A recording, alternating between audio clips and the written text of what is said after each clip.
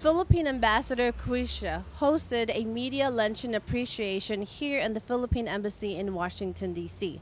Cuisia's term will come to an end on June 30th after 5 years of service.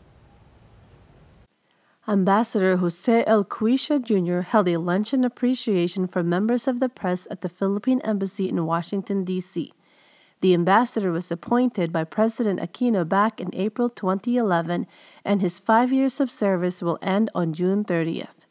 The luncheon also consists of Q&A with questions varying from politics, economy, to his personal plans when he goes back to Manila. In regards of what he thought his biggest accomplishment was, he said it's not just one thing, but a combination of factors. Some of these are increase in foreign military support through equipment and financing, increase in economic initiative with the U.S., and increase in revenue generation. When asked about security threats in the Philippines, Ambassador Cuisia pointed out that internal threats such as Abu Sayyaf is cause for concern, but the external security threat is much more urgent, not just issues with China, but with what is currently happening in the Korean Peninsula, specifically North Korea's behavior. He also stressed the danger of Iran's nuclear capability if they violate the nuclear agreement. Can you give me what you thought of the luncheon today? Well, it was a good idea to meet the press on his one of his last acts, for him to impart to us what he accomplished. Thank you, Lita. What about you, Bing?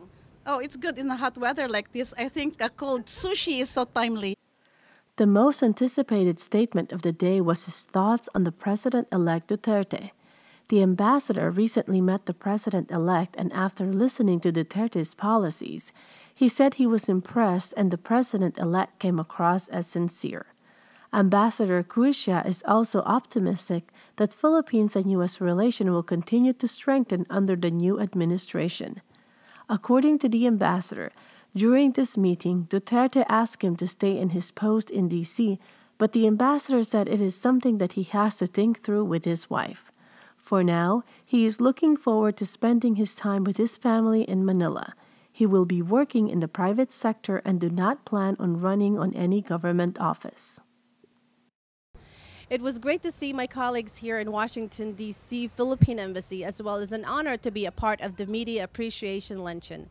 This is Sarah Nachman with Washington, D.C. Bureau EBC, and I'm 1 with 25.